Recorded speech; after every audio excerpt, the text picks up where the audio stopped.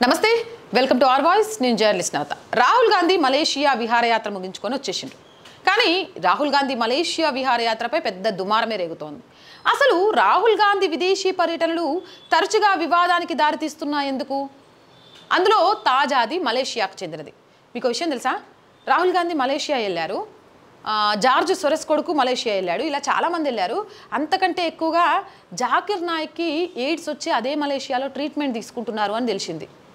అంటే చాలా మంది డౌట్ ఏంది అని అంటే ఇగో డౌటే చెప్తాను నేను జాకిర్ నాయక్ని ఏమన్నా రాహుల్ గాంధీ పరామర్శించి వచ్చాడా అనే డౌట్ని కూడా వ్యక్తం చేస్తాను ఇక నాకైతే తెలియదు ఇక సోషల్ మీడియాలో వస్తున్న మాటలనే నేను చెప్తున్నా ఏదేమైనా మలేషియాకి ఈయన వెళ్ళడం సడన్గా ఇక్కడ ఓ చోరీ అన్నాడు ఆ చోరీ అన్నాడు ఈ చోరీ అన్నాడు ఒక పక్క నుంచి ఉపరాష్ట్రపతి ఎన్నిక ఇవన్నీ పెట్టుకొని టపా టపా టపా ఈయనకున్న సెక్యూరిటీని కూడా వద్దనుకొని ఒక్కడే మలేషియాకి ఎందుకు వెళ్ళాడు అదే టైంలో జార్జ్ సొరెస్ కొడుకు మలేషియా ఎందుకు వచ్చిండు ఇలాంటి భారత్ మీద కుట్ర పడుతున్న చాలామంది వ్యక్తులు మలేషియాకి ఎందుకు వెళ్ళారు అదే టైంలో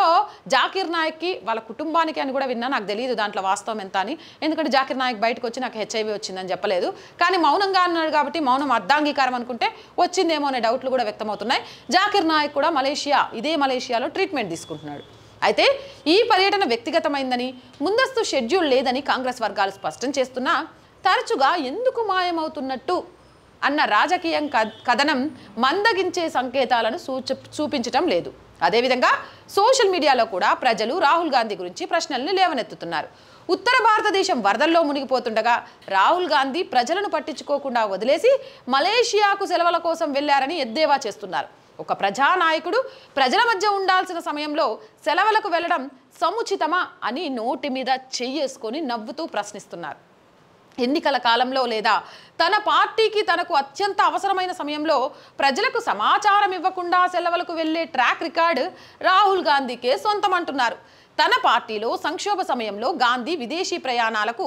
భారతదేశ అంతర్గత వ్యవహారాల్లో విదేశీ జోక్యాన్ని ప్రోత్సహించడంలో కూడా ప్రసిద్ధి చెందారు 2019లో ఆయన బ్యాంకాక్ పర్యటన కూడా అంతే వివాదాస్పదమైంది ఆ సమయంలో కూడా ఆయన ఎన్నికల మధ్యలో వెళ్ళి ఒక పర్యటనకు వెళ్లారు ఆయన విదేశీ పర్యటనపై లేవనెత్తిన ప్రశ్నల ఆధారం లేనివి కావు ఎందుకంటే ఆయన విదేశీ పర్యటనల సమయంలో చాలాసార్లు భారత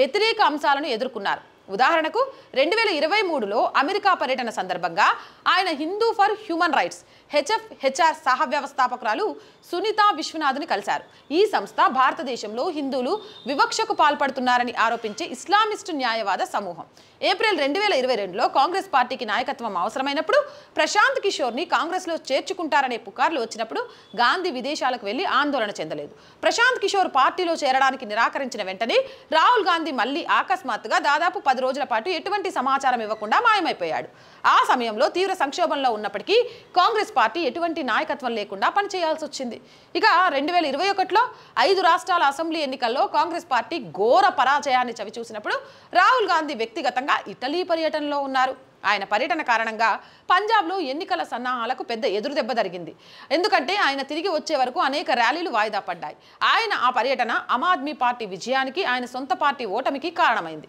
ఇక సెప్టెంబర్ 2021లో పంజాబ్లో కెప్టెన్ అమరీందర్ సింగ్ రాజీనామా కారణంగా కాంగ్రెస్ సంక్షోభంలో ఉన్నప్పుడు గాంధీ కుటుంబం సిమ్లాలో సెలవులు గడుపుతోంది డిసెంబర్ 2020లో కాంగ్రెస్ పార్టీ 136వ వ్యవస్థాపక దినోత్సవం జరుపుకుంటున్నప్పుడు కూడా రాహుల్ గాంధీ మళ్లీ ఇటలీకి వెళ్ళిండు అక్టోబర్ 2019లో హర్యానా మహారాష్ట్ర ఎన్నికలు కేవలం 15 రోజుల ముందు ఆయన బ్యాంకాక్ వెళ్ళాడు 2019 లోక్సభ ఎన్నికలు ముగిసిన వెంటనే ఆయన లండన్కి వెళ్లి ఫలితాల కోసం వేచి ఉండకుండా సెలవులు గడపడం ప్రారంభించాడు చివరికి తల్లి సోనియా గాంధీ పిలిచిన ముఖ్యమైన సమావేశానికి కూడా హాజరు కాలేదు దీనితో పాటు రాహుల్ గాంధీ తన విదేశీ పర్యటనల సమయంలో తరచుగా ఎస్పీజీ భద్రత అంటే స్పెషల్ ప్రొటెక్షన్ గ్రూప్ తీసుకోవడం లేదు భద్రతా నియమాలను ఉల్లంఘిస్తూనే ఉన్నారు దీనికి కారణం ప్రభుత్వం ఆయన ఎస్పీజీ భద్రతను ఉపసంహరించుకుంది రక్షణ మంత్రి రాజ్నాథ్ సింగ్ కూడా పార్లమెంట్లో దీనిపై ప్రశ్నలను లేవనెత్తుతున్నారు భద్రతను వదిలేసి ప్రజలకు అందుబాటులో లేకుండా పార్టీకి అందుబాటులో లేకుండా ఈయన చేస్తున్న ప్రతి టూరు వివాదాస్పదం అవుతుందంటే కాస్త ఆలోచించాల్సిన అవసరం ఉంది అవునంటారా కాదంటారా మీ అభిప్రాయం ఏంటి కామెంట్ సెక్షన్లో పెట్టేసేయండి ఆర్ వాయిస్ ఛానల్ వెంటనే సబ్స్క్రైబ్ చేయండి